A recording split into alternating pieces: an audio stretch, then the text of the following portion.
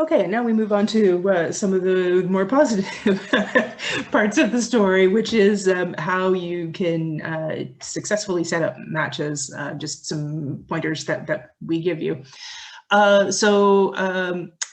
Anything can happen to either the landholder or the gardener. There's a lot of things that are not within our control that might interfere with the garden arrangement. And so just having an acceptance of that and an understanding. Sometimes you may not know what is happening, but generally there is a reason why people are acting the way they are. So what we try to do is just avoid a preventable breakdown of the agreement. So there are proactive things that we can do to make sure this agreement doesn't go wrong. As they say, prevention is the best medicine. So I really, really recommend that you take time to work through the questions and the agreement. And while you're doing that, talk about why things are important to you, to the other person, because they may not understand it. They're coming from a different place. They don't know why something matters to you. And if they do understand why, then it's more likely that they will respect it and follow it under all circumstances. Also recommending starting small. So don't necessarily offer up every single space that you have right away. If you want to just start with a particular spot, build a relationship, and then once you're confident that that is working well, then you can expand further. I think that also works really well if you start late in the season. Just start with some containers and then move on from there.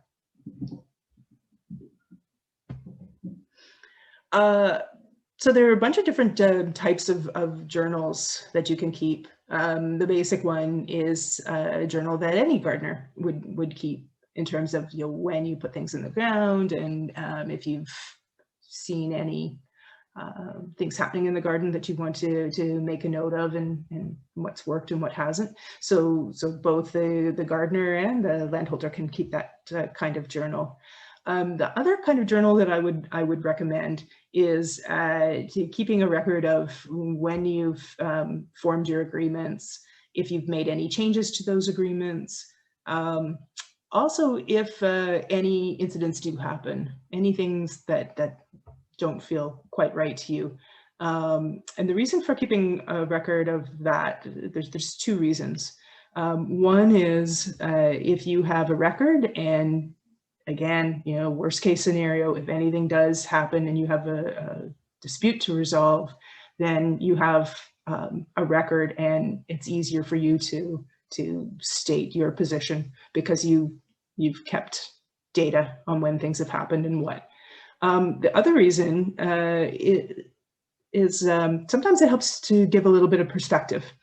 If you're interacting with someone on a regular basis and it feels like that, oh, every time we get together, this is so difficult. And if you're writing down, okay, this is what happened today, and you're describing how you felt and what was said and so on, then you can look back at it and give yourself a bit of perspective. Like, well, okay, so it didn't happen every time, and maybe I misinterpreted it. You can share it with someone else and say, is my interpretation of this correct? Like, does this make sense to you?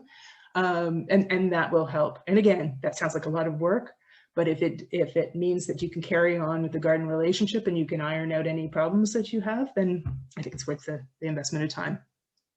So I would also say, listen to your gut feeling, particularly when you're first setting up the relationship.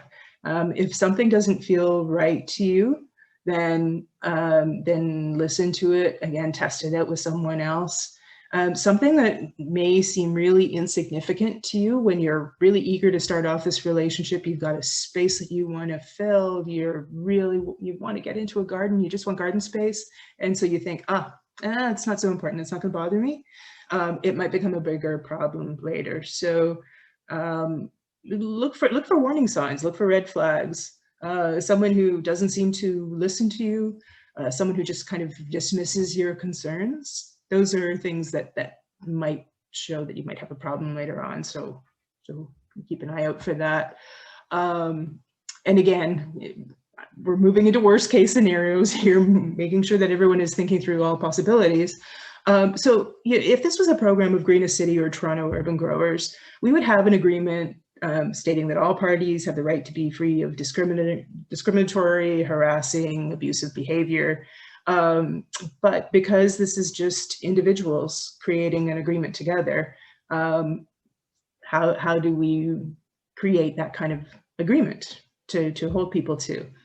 So I think what you want to do is you want to avoid a situation where a garden is planted and then you discover that either party's behavior is unacceptable. You don't want to get midway through the season and then find out, oh, wow, I can't deal with this anymore.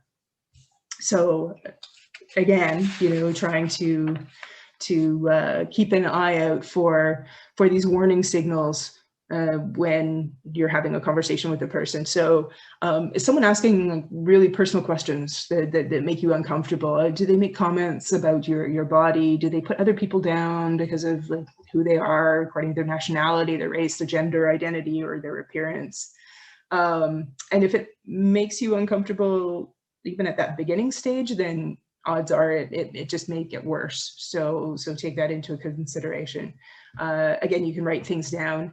Another alternative is to consider working with other gardeners. It doesn't need to be a one-person agreement. You could have a group of gardeners that all works on one site or multiple sites. It's another way to look at it, and that way you get that social aspect and learning from each other. So now we should talk a little bit about conflict resolution. A few other ways to stop problems from happening is, hopefully, set aside some time to have conversations together to deal with issues. So from the very beginning, say, once a month, halfway through the garden season, whatever, let's set aside some time just to say, hey, is it going okay? Is there anything that we need to change, work through? Because that allows, it sets up the expectation that you do want this to work out well, and it also sets up the time to work through it before it gets really big. As I mentioned earlier, keeping a journal in the case of a dispute is a good thing. And then finally, asking a third party or a team to come and mediate. So it may be another neighbor, it may be a relative, it may be a friend of yours, it may be a professional mediation service like St. Stephen's has a community mediation program.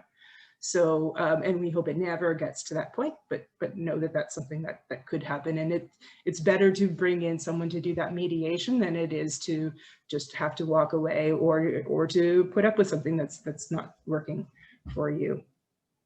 So the other thing that we should talk about now is some of the just sort of general stuff about gardening that people are asking questions about.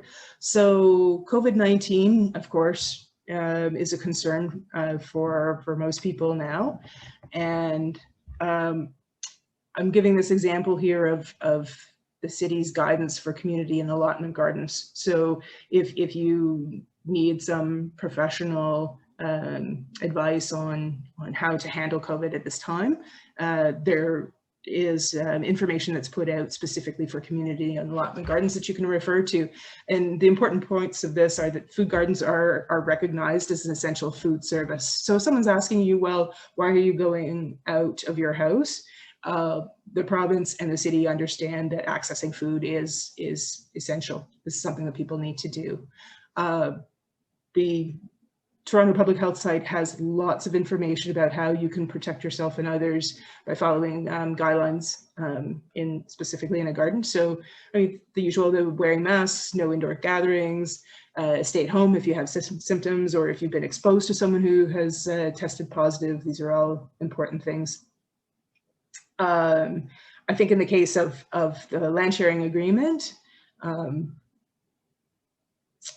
it's really important if it's in your home to be aware of the fact that you're used to going outside of your space and being outside and talking to people. So just be more aware that in the case of a garden sharing arrangement, you want to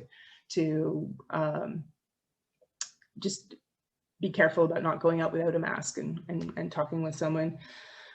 Um, yeah, so you can let the gardener know that you're staying indoors for that purpose. And if your communication system is that you leave notes for each other, as opposed to phone or email or text or whatever, uh, it's fine to continue that. Just make sure that someone else is leaving a message for you in the case of if you're self-isolating. And the other thing is to think about if the gardener has to isolate for 14 days to have a maintenance plan in place. So if it's a really dry time of the year, someone else going to do the watering. So to have that understanding before something happens is a good plan. And soil is another thing that we hear a lot about. People wonder if it's safe to garden in urban soils. So there's a really great tool put out by Toronto Public Health. It says it's a guide for soil testing in urban gardens, but really what it is a way to assess whether the space that you have, it needs to be tested for soil contamination. So by looking at the history of the site, by looking at the soil conditions, you can identify whether this is a place that would be maybe an area of concern. And it gives some options. And there's some information about if you actually do need to do a soil test, but also just ways to not have to do it, because for a small garden space to do a soil test is not really economically, it doesn't make sense financially. The space is too small. So then they recommend if you have any concerns, just move to some of the other options, like having a container or putting some kind of barrier on the soil. So it's a really good resource for that. But aside from soil testing for contamination, the other reason you would want to look at the soil is just to know what kind of soil is on the site. Is it heavy clay? Is it sand? Is it silty? Is it loamy? So there's some really simple tests that you can do to determine what kind of soil there is. And you don't need to buy expensive kits or anything. So in our resources, we're going to have links to that kind of thing. So it'll give you an idea of whether the soil needs any kind of particular remediation before it can be a productive site. So, okay, now we're coming back to Lorraine's question about insurance and liability. So I have to preface this by saying I'm not a lawyer and I haven't consulted one on this question. So qualifier, it's only as a practitioner of urban agriculture that I'm answering these questions. Landholders generally have insurance of some kind covering people who come onto the property. So whether it be people coming to do repairs or someone who's coming to drop flyers in your door, the mail carrier. So you're generally covered for that. I think usual issues that come up on these kinds of questions are due diligence. So have you done everything you can to make the space safe for people? Are you leaving those really hard rakes, fingers up that somebody can step on and get whacked in the face? Are you making sure there's no hazards around?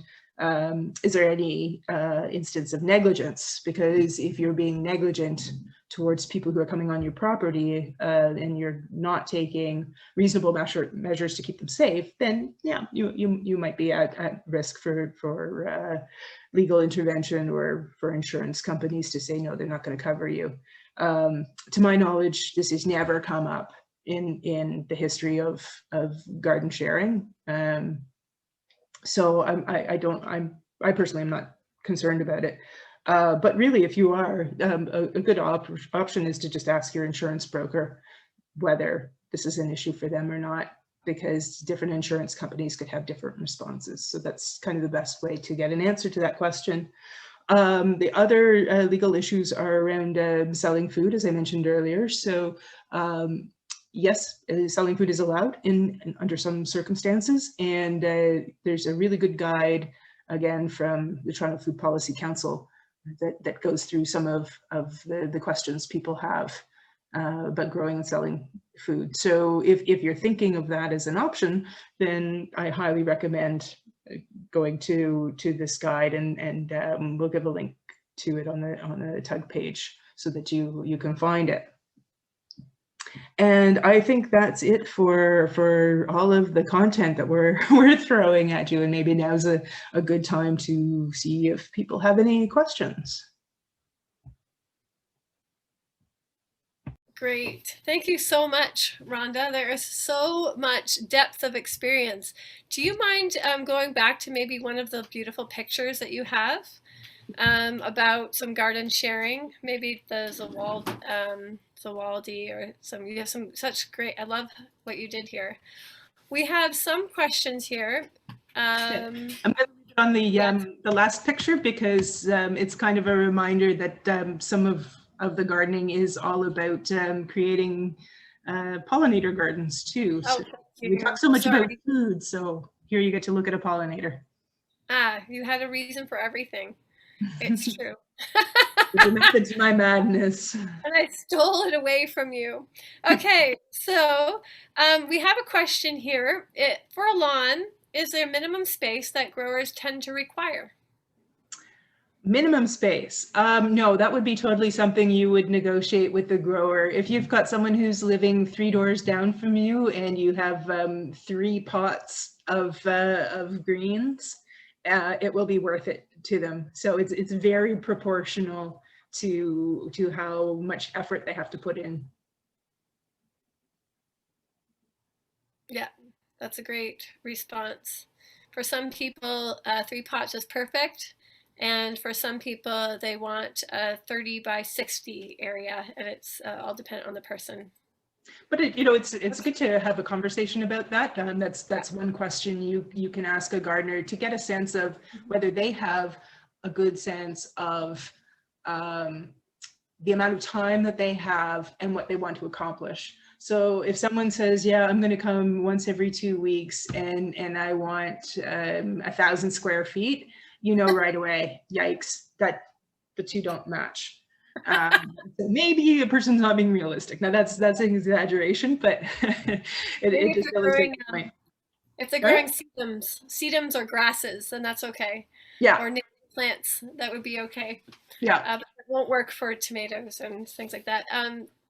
I'm going to ask the one more question that we have in here, and then Jessie, I see you have your hand up. Okay, yeah, sure, I'll wait. So we have a question here. Do we have a recommendation about where to have a soil test done? And if one is determined to be required. I can say a little bit about that. There are home tests, like it depends on whether you're looking at if there's toxicity or if you're looking at what kind of soil nutrients are in it. You can get home tests for soil nutrients. If you're wondering about toxicity or if there's like things in the soil that you don't, that you're worried about, that's an important question. I mean, most of the west end of Toronto, all of the alleyways, everything has been all backfilled with waste. So those are important questions. A lot of us have like layers of good soil on top, but important. And there is, I think, Rhonda, you referred to the tool, right? That the Toronto Public Health put out? Yeah. Yeah, so it's the key steps are just finding out what the land was used for before there was a house there. Mm-hmm. And if the house has been there, if there's ever been any dumping or anything like that on the land, it's extremely important. If you are worried about it, containers are a great answer. So you don't need to do soil tests of toxicity of the soil if this is something you're worried about, because then you can protect yourself. Mm-hmm. Ron, did you want to say anything about that? I would say that one of the things that the Toronto Public Health does suggest is that for a small home garden, the cost of doing the soil test is not actually worth it. If you have any concerns about the soil whatsoever, it's probably better just to move right to, as you said, Angela, using a container or using some kind of barrier. But I think they do mention some locations where you can get soil tests done. You can go to Guelph University, is where a lot of people in Toronto send their soil tests to. And those are they about, what, 400 or 500 at this point? I don't know how much it costs, but It depends what you ask for. And the other thing is they don't necessarily give you an interpretation. They'll send you the statistics and you need to find a way to interpret them. Yeah. Greenest City did a land testing, and that was a few $1,000s.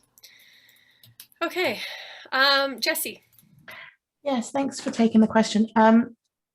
I just was curious about who might be responsible for things like materials, plants, and access to water, and I guess that's it. The things that you actually need to maintain the garden before you put things in it and while you're growing.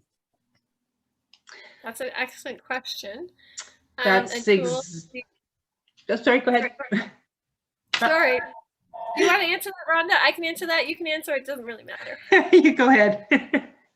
So that is exactly what the garden agreement is for. I'm going to make an assumption that if the landholder's not going to let you use water, it's done. I don't know. So you're like, okay, thank you very much. You didn't actually want me to use your land. So the hope is there that the water is accessible.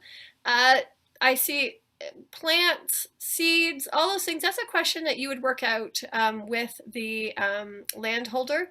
As a gardener, I would be bringing personally my own seeds and plants and stuff, but it could be that the landholder, you know what, they're sharing, let's say 30% of the stuff, and you're going to agree to have some sort of way of sharing together the costs, or it is really up to the agreement. The tools right now, I would say during COVID, people have tended to have their own tools so that no one's worrying about like just their own small tools. But you can also bring like a bleach spray or something like that if you're, or a more, a spray that gets rid of, does disinfecting for tools. But often landholders have some tools, I would say, if they already have a lawn and things like that. But you might want to be bringing your own as well. Plants and soil, and that's all something to work out with the landholder, and just literally ask those questions up front. What were your expectations about soil? Thanks very much for answering that. Yeah.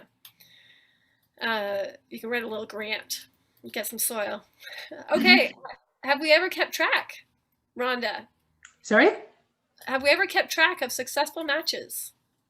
Oh, yes, we have. There was a time when we needed to report on how many we've collected. So at the stop, I think at one point they had something like 60 matches in 1 year that were successful in operating.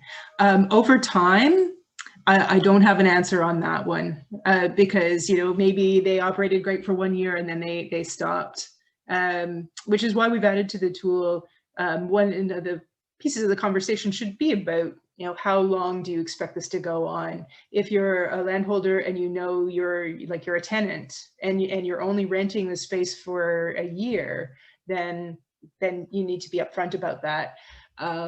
If you own the house but you've got kids who might be moving into the space or something, so there are all kinds of things that could change. So you just need to be upfront about that. Things will change. People will always have reasons why their circumstances change, but as much as possible, let people know what you see coming down the pipes. Yeah, especially since gardeners put so much love and care into the soil. And so, I mean, we talked a little bit about some of the ones, but Access Alliance had a program running. The Stop had one, and really, what we have seen is like when there is someone that's able to do a lot of the work, more matches happen, so really this is up to the great part about this is that we're allowing people their own agency, and that will do some of the facilitation and some of the supports, and we're hoping that we would love to hear if people make matches. It'd be amazing. Other questions? Anyone want to, you can do what Jessie did where they put up your hand, you can unmute yourself and ask a question.